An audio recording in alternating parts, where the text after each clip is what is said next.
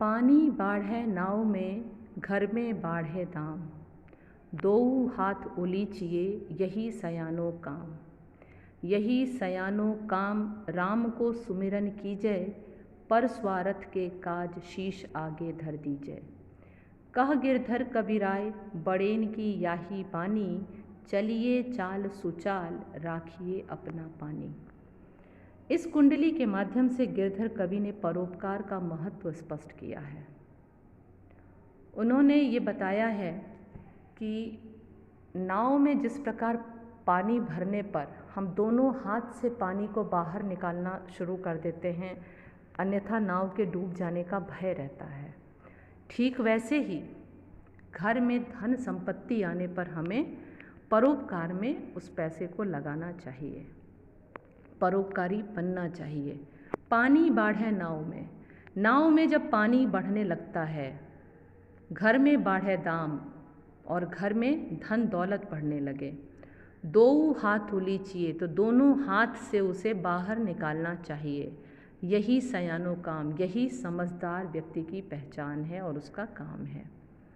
यदि नाव में पानी भरने लगा और हमने उसे नहीं निकाला तो नाव डूब जाएगी। ठीक वैसे ही आवश्यकता से अधिक यदि धन संपत्ति हमारे घर में रहेगी तो हमारे मन में भी बहुत सारी बुराइयां जन्म लेने लगेंगी।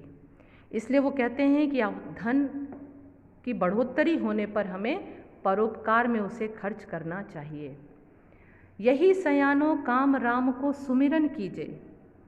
यही बुद्धिमान व्यक्ति का काम है कि वो धन आने पर, समृद्ध होने पर भगवान का स्मरण करे, यानी धार्मिक कामों में उस धन को खर्च करे। पर स्वार्थ के काज, पर मतलब दूसरा, स्वार्थ का मतलब होता है हित, तो दूसरों के हित के लिए, उनके दूसरों की भलाई के लिए काम करे। शीश आगे धर दीजिए, यानी कि अपने आप को उस कार्य के लिए समर्पित कर दीजिए। परोपकार के काम में बढ़ चढ़ कर हिस्सा लीजिए, हमेशा उसमें आगे रहिए। बहुत दान पुण्य करिए और प्रभु के नाम का स्मरण कीजिए। जी खोल कर दूसरों की सहायता कीजिए। कह गिरधर कबीराय, बड़ेन की याही बानी। गिरधर कवि कहते हैं कि हमारे पूर्वजों ने, हमारे श्रेष्ठ लोगों ने हमें यही समझाया है, उनका यही कहना है कि धन यदि घर में है और उस हमारी आवश्यकता से अधिक है तो हमें उसे परोपकार के काम में लगाना चाहिए, धार्मिक कार्य में लगाना चाहिए। और चलिए चाल सुचाल, अपना जीवन भी अच्छे ढंग से बिताइए, जीवन यापन अच्छे ढंग से कीजिए, सही मार्ग पर चलिए। चाल सुचाल का मतलब है कि सतमार्ग पर चलें, सन्मार्ग पर चलें। राखिए अपना पानी, और अपने मान सम्मान को बनाए रखें, उसे और बढ़ाएं।